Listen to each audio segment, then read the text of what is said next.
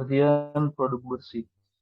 Seperti yang kita ketahui bersama, bahwasanya produk bersih merupakan tindakan efisiensi pemakaian bahan baku maupun bahan pendukung dalam suatu tahapan proses produksi dengan sasaran minimalisasi residu maupun limbah yang dihasilkan. Nah, pengelolaannya gimana? Pengelolaan pencemaran dimulai dengan melihat sumber timbulan limbah, mulai dari bahan baku, dukung, proses produksi, sampai menjadi sebuah produk. Pendekatan pengelolaan lingkungan dengan penerapan konsep produksi bersih melalui peningkatan efisiensi merupakan pola pendekatan yang dapat diterapkan untuk meningkatkan nilai ekonomis suatu produk. Nah, sebenarnya eh, apa itu pipa PVC? Pipa adalah salah satu material konstruksi berupa saluran tertutup yang digunakan untuk mengalirkan air untuk memenuhi berbagai kebutuhan manusia. Bahan yang paling umum digunakan untuk membuat pipa adalah PFC. PFC ini merupakan polimer termoplastik yang dibuat dari temperatur 140 sampai 190 Celcius. PFC mempunyai aplikasi yang luas dan termasuk polimer ketiga terbesar dunia berdasarkan volume produksinya. Pipa dari produksinya, namun keunggulan dari bahan PFC adalah mudah untuk didaur ulang menjadi barang yang baru. Nah, apakah produksi dari pipa PVC ini sudah tergolong ke dalam produksi bersih? Secara umum, proses produksi pipa PVC secara konvensional belum tergolong ke dalam produksi bersih. Ini kan oleh masih belum efektifnya pengolahan bahan baku sehingga menghasilkan banyak itu beberapa bahan yang klorin seringkali termasuk bahan yang berbahaya baik karena beracun bagi manusia maupun mencemari lingkungan alam. Belum lagi jumlah limbah yang dihasilkan dari pipa PVC bekas yang karena sulitnya ia terurai jadikan PVC salah satu bahan yang kurang baik dari segi lingkungan. Semakin banyak perkembangan upaya produksi pipa PVC yang lebih ramah lingkungan sedang dikembangkan. Salah satu upaya produksi PVC yang lebih ramah lingkungan yang paling sering ditemukan yaitu pipa PVCO. Pipa PVCO diproduksi dengan ekstrusi konvensional dan orientasi molekul selanjutnya. Proses peregangan pipa berikut berarti lebih sedikit bahan baku yang dibutuhkan dalam produksi tanpa kehilangan sifat kimia dari PVC. Berkurangnya penggunaan bahan baku mengurangi biaya operasional, total life cycle cost, dan carbon footprint yang berkontribusi terhadap polusi udara. Pada tahap produksi awal, life cycle pipa PVC tradisional melibatkan emisi karbon yang banyak ke atmosfer udara karena jumlah bahan kimia dan bahan sintetis yang diproses. Mendekati akhir masa pakainya, pipa PVC dengan mudah didaur ulang menjadi produk baru, sebuah upaya yang dilakukan oleh banyak negara untuk mengurangi limbah dari produk sintetis populer seperti pipa PVC. Upaya mendaur ulang pipa PVC diterapkan karena sudah dilakukan life cycle assessment pada produk.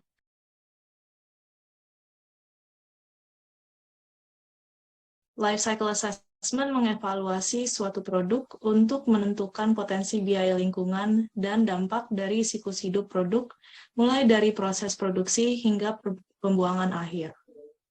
LCA bertujuan untuk meningkatkan efisiensi penggunaan sumber daya dan mengurangi kerusakan lingkungan seperti limbah dan polutan. Setelah memahami bagaimana setiap langkah dari lifespan produk mengaruhi lingkungan, 5R, yaitu Rethink, Reuse, Reduction, Recovery, dan Recycle, dapat diterapkan untuk mengurangi dampak negatif produk tersebut.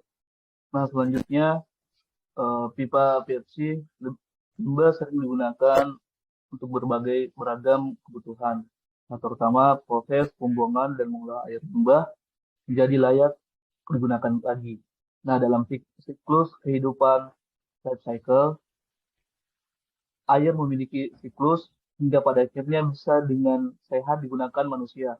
Meski demikian, aktivitas manusia seperti pembangunan dan sebagainya membuat air kerap menjadi masalah dan air bersih susah didapat. Nah, bagaimana sih cara apa membuat limbah tersebut bisa menjadi bersih? Untuk menyelamatkan air, pipa PVC limbah sering digunakan untuk beragam kebutuhan, mulai dari fasilitas kecil rumah tangga, menengah hingga besar seperti industri, komersial, dan sebagainya. Nah, selanjutnya ada limbah dari produksi PVC di pabrik. Produksi PVC sebagai material konstruksi itu merupakan penerapan dari reaksi polimerisasi yang terbesar ketiga di dunia menurut volumenya. Proses ini tentunya menghasilkan limbah dengan jumlah yang besar pula. Nah, limbah dari produksi PVC ini mengandung plastik polimer yang berbahan dasar klorin, yang merupakan salah satu bahan yang berbahaya dan beracun, serta sulit terurai secara alami. Apabila limbahnya dibuang dan ditimbun begitu saja, maka akan memberikan dampak yang negatif berupa pencemaran lingkungan maupun gangguan bagi kesehatan. Berikutnya, upaya manajemen limbah PVC. Pengelolaan limbah pipa PVC bekas dapat dilakukan dengan pendekatan konsep 5R, yaitu reduce, reuse, recycle, recover, dan replace. Reduce dilakukan upaya dengan mengurangi timbulan limbah pipa PVC bekas di lingkungan berdasarkan perilaku konsumsi maupun aktivitas produksinya. Pada reuse, diperlukan upaya memanfaatkan kembali limbah paralon atau pipa PVC bekas dengan fungsi yang sama tanpa adanya pengelolaan ulang. Yang terakhir, recycle berupa pengolahan yang mengubah limbah PVC menjadi barang baru yang bernilai ekonomis melalui penggunaan teknologi.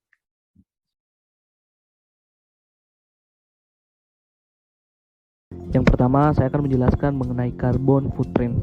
Menurut WHO, jejak karbon atau carbon footprint adalah ukuran dampak aktivitas terhadap jumlah karbon dioksida yang dihasilkan melalui pembakaran bahan bakar fosil dan dinyatakan sebagai berat emisi karbon dioksida yang dihasilkan dalam ton. Masalah lingkungan hidup utama yang dialami oleh dunia saat ini adalah resiko terjadinya pemanasan global. Beberapa penelitian di dunia mengenai perubahan iklim menunjukkan bahwa aktivitas manusia selama setengah abad memberikan kontribusi terhadap kenaikan temperatur di bumi.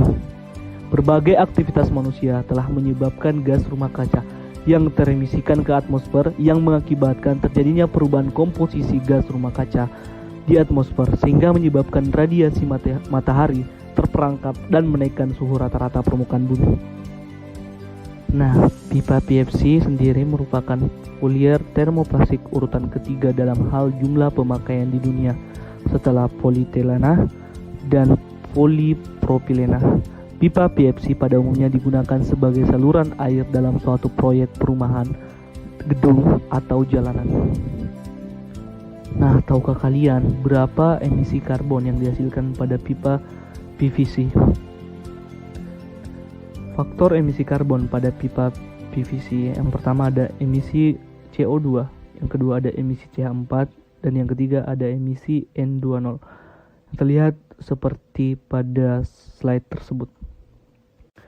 Sehingga ditotalkan, total emisi gas rumah kaca dari kegiatan pabrik PVC pada tahun 2021 sebesar 1.353.485,152 ton karbon dioksida per tahun. Nah, adapun pencegahan karbon footprint.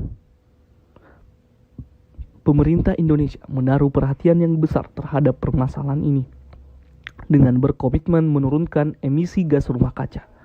Nah, dalam pidato Bapak Presiden Jokowi menyatakan bahwa komitmen Indonesia dalam mengurangi emisi gas rumah kaca sebesar 29% dengan usaha sendiri dan 41% dengan bantuan.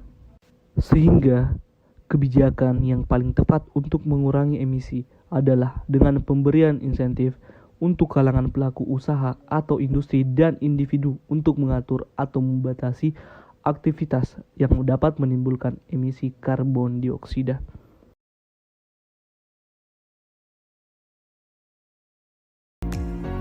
Menurut Murali Krishna dan Manikam 2017, Life Cycle Assessment adalah teknik menilai dampak lingkungan dari suatu produk, mulai dari awal kehidupannya dalam proses produksi, distribusi, penggunaan, dan sampai dibuang.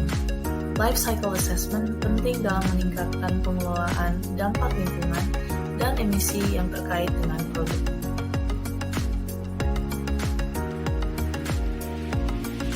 Tujuan dari Life Cycle Assessment adalah untuk menganalisis setiap langkah dari siklus hidup produk dan menentukan kontribusi setiap tahap terhadap beban lingkungan secara keseluruhan. Tujuan utama dalam melakukan Life Cycle Assessment adalah untuk menemukan bagian-bagian yang memerlukan perbaikan dalam proses produksi, pembuangan, dan lain-lain karena memiliki dampak negatif yang lebih besar terhadap lingkungan. Berikut adalah langkah-langkah dalam Life Cycle Assessment. Yang pertama ada Goal, Scope, and Definition, kemudian ada Inventory Analysis, lalu Impact Assessment, dan terakhir Interpretation. Diharapkan hasil dari Life Cycle Assessment menimbulkan perubahan baik dan perkembangan terhadap life cycle produk dengan melibatkan proses-proses yang lebih ramah lingkungan atau alternatif bahan mentah agar memperoleh produk yang bertahan lama dan lebih berkelanjutan. Tujuan dari Life Cycle Assessment pipa PVC adalah menganalisis siklus hidup pipa PVC mulai dari proses pembuatannya di pabrik hingga penggunaannya sebagai salah satu bahan konstruksi yang paling umum digunakan dan pembuangannya di akhir masa pakainya. Pipa PVC dipilih sebagai produk untuk analisis LCA karena memiliki life cycle yang cukup unik.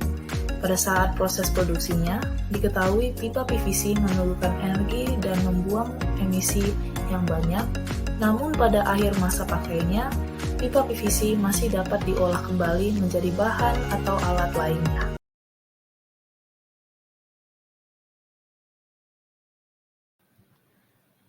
Menurut Chan dan Wang 2017, analisis inventory merupakan salah satu langkah dalam life cycle assessment yang meliputi perhitungan sumber daya, konsumsi energi, serta emisi ke lingkungan dari suatu produk. Ketika melakukan analisis inventory, terdapat beberapa parameter yang terlibat dalam perhitungan input dan output life cycle produk tersebut. Antara lain, kebutuhan energi dan bahan baku, emisi atmosfer dan air, serta emisi ke lahan, dan juga limbah padat. Kemudian, kami akan lanjut ke analisis inventory terhadap pipa PVC. Pipa PVC terbuat dari 57% garam batu dan 43% minyak, dan menggunakan lebih sedikit karbon daripada sebagian besar termoplastik. Produksi 1 kg PVC menghabiskan energi 56,07 mE.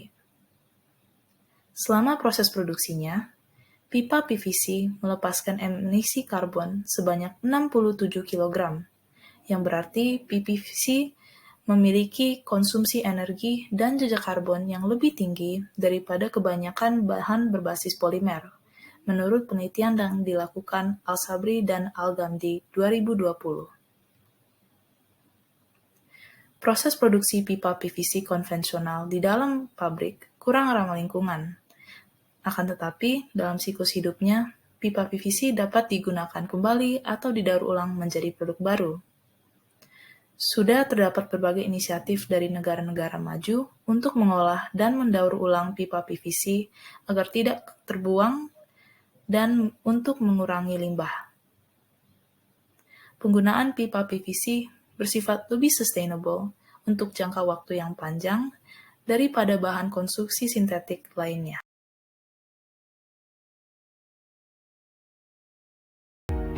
Apa itu analisis dampak? Menurut Laurin dan Dhaliwal 2017, analisis dampak adalah tahap selanjutnya dari life cycle assessment yang mengevaluasi dampak positif dan negatif dari produksi, penggunaan, dan akhir masa pakai suatu produk dengan mengolah data hasil analisis inventory dari life cycle assessment menjadi sekumpulan dampak potensial. Berikut adalah parameter yang kami gunakan dalam analisis dampak pipa PVC. Yang pertama ada acidification potential atau AP, yang mengacu pada jumlah ekuivalen sulfur dioksida seperti sulfur dioksida dan nitrogen oksida yang larut dengan air yang terkondensasi di atmosfer dan berpotensi menurunkan nilai pH air hujan. Berikutnya ada eutrophication potential atau EP, yang merupakan jumlah pengayaan nutrisi di lingkungan darat dan air. Pengayaan yang berlebihan dapat menyebabkan anoksia dan hipoksia, yang berkontribusi terhadap berkurangnya keanekaragaman hayati dan perikanan. Lalu ada global warming potential atau GWP. Diukur dalam ekuivalen karbon dioksida, GWP mengukur konsumsi energi gas dan jumlah emisi yang dihasilkan darinya. GWP mengukur energi yang diserap oleh greenhouse gas relatif terhadap emisi karbonnya. Kemudian ada ozone depletion potential atau ODP yang mengukur seberapa besarnya trichlorofluorometana yang dapat menyebabkan kerusakan lapisan ozon seperti penipisan lapisan ozon akibat peningkatan greenhouse gas. Yang terakhir adalah photochemical ozone creation potential atau POCP yang mengacu pada pengukuran jumlah ekuivalen etana relatif terhadap kemampuan senyawa volatile organic compounds seperti etilen glikol dan metilen klorida untuk membuat ozon di ground level. Berikut adalah analisis dampak dari pipa PVC.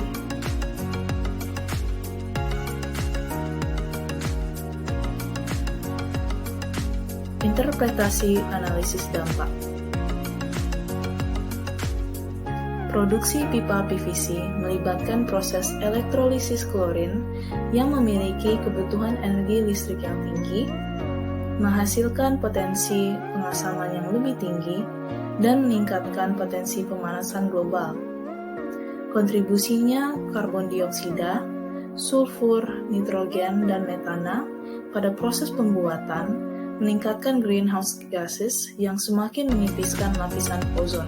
Efek buruk dari greenhouse gases ini juga dapat terjadi selama proses pembuangan pipa PVC, yang menunjukkan bahwa penting juga untuk terus mempraktikkan 5R yang telah didiskusikan pada video sebelumnya, untuk lebih meningkatkan masa pakainya dan mengurangi jumlah pipa PVC yang dibuang secara tidak benar.